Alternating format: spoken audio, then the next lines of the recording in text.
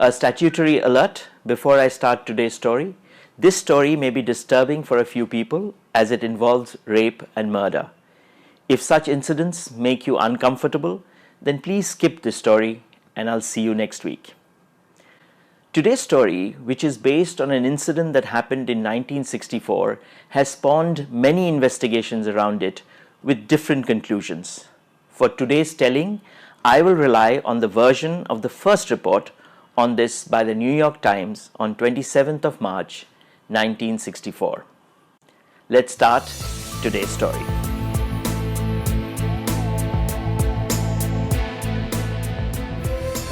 On the 14th of March 1964, a small 125-word article appeared in the inner pages of the New York Times. It reported the murder of a 28-year-old woman in Queens, a suburb of New York. It was a small article tucked away in the inner pages. This was perhaps due to the fact that it was just one of the 636 murders that happened in New York that year.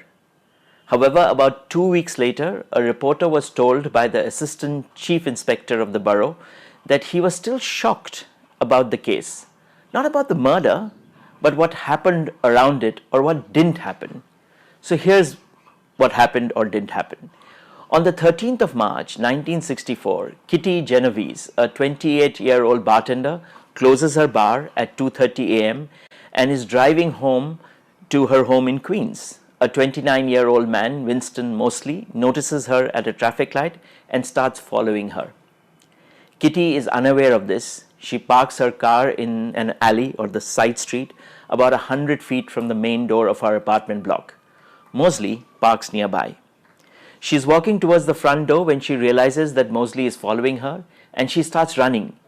He starts running towards her, catches up and stabs her twice in the back, and she screams, "Oh my God, he stabbed me, help me, help me." Several neighbors hear her cry but do nothing. One of them opens their window and shouts, "Let that girl alone," and then closes the window. Mosley runs away only to return 10 minutes later, stabs her multiple times and rapes her on her doorstep.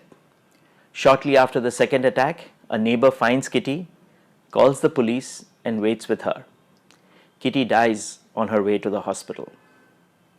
What baffled the assistant chief inspector was that the investigation revealed that on that fateful night, 37 people heard this young lady's cry for help.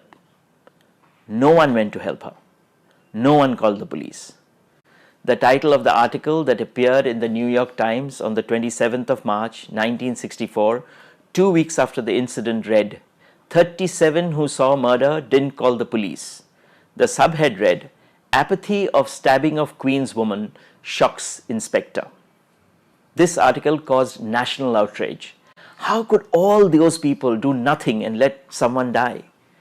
This incident led to a lot of discussion and introspection. It is claimed that the murder contributed to the introduction of the 911 system, which came later, about 4 years later. This phenomena is called the bystander effect. The bystander effect or bystander apathy occurs when the presence of others discourages an individual from intervening in any emergency situation, maybe against a bully or during an assault or any other crime. The greater the number of bystanders, the less likely it is for any of them to help a person in distress. There are two reasons why this phenomena happens. First, the presence of other people creates a diffusion of responsibility. Because there are other observers, individuals don't feel as much pressure to take action. The responsibility to act is thought to be shared among all of those present. The many witnesses of the murder must have said this to themselves, like someone must have called the police by now. The second reason is the need to behave in correct and socially acceptable ways.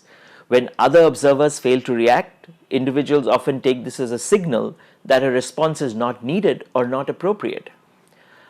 What can you do to overcome the bystander effect? Some psychologists suggest that simply being aware of this tendency is perhaps the greatest way to break the cycle. When faced with a situation that requires action, understand how the bystander effect might be holding you back and consciously take steps to overcome it. Many of you who have traveled to the US post 9/11 would have heard the Homeland Security slogan, "If you see something, say something. And this has been repeated over and over again in crowded public places like the metro and the airport. But what if you are the person in need of assistance?